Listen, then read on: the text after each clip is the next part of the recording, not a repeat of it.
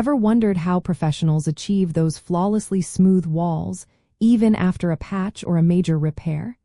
It is a carefully built process, relying on layers to create that perfect finish. Applying a second coat of drywall mud, which we also call joint compound, is all about building a uniformly smooth and level surface. You do this crucial step after your first coat has completely dried, using a wider knife to expertly feather out the edges for what will eventually be an almost invisible repair.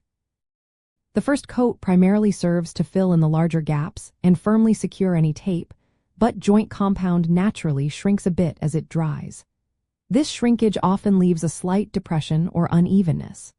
The second coat is absolutely essential to rectify these minor imperfections, filling those subtle hollows and establishing a consistent, even plane that is truly ready for its final finish.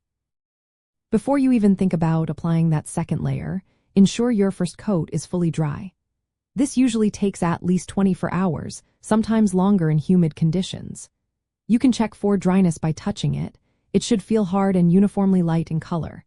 If there are any high spots or small ridges, a very light sanding with fine grit sandpaper, like 150 grit, will help. Always wipe away any dust completely with a damp cloth before moving on. Next, mix your joint compound. It should have the consistency of thick peanut butter or soft-serve ice cream, smooth and lump-free. Add a tiny bit of water and stir thoroughly if it is too stiff. Now for the application. Load your wider drywall knife, ideally a 10-inch or 12-inch knife for this coat, with a generous amount of mud. Hold the knife at about a 30-degree angle to the wall. Start by applying a thin, even layer directly over your first coat, making sure to extend the new mud slightly beyond the edges of that initial application. This wider spread is key. The magic happens with feathering. Use long, sweeping strokes, working from the center outwards.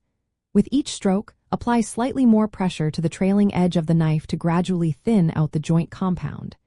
This creates a very gradual transition where the new mud meets the existing wall surface, preventing noticeable bumps.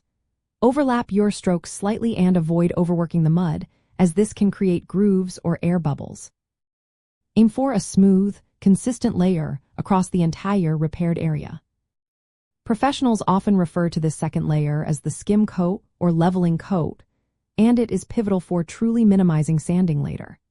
Think of it as painting with mud, where precision here saves you significant effort down the line. Using a wider knife, like a 10 or 12-inch blade, is a professional secret for achieving those perfectly feathered, seamless transitions. It simply covers more area and makes for a flatter finish compared to a smaller knife. Mastering the art of the second coat transforms your drywall repair from a noticeable patch into a truly seamless and invisible part of your wall.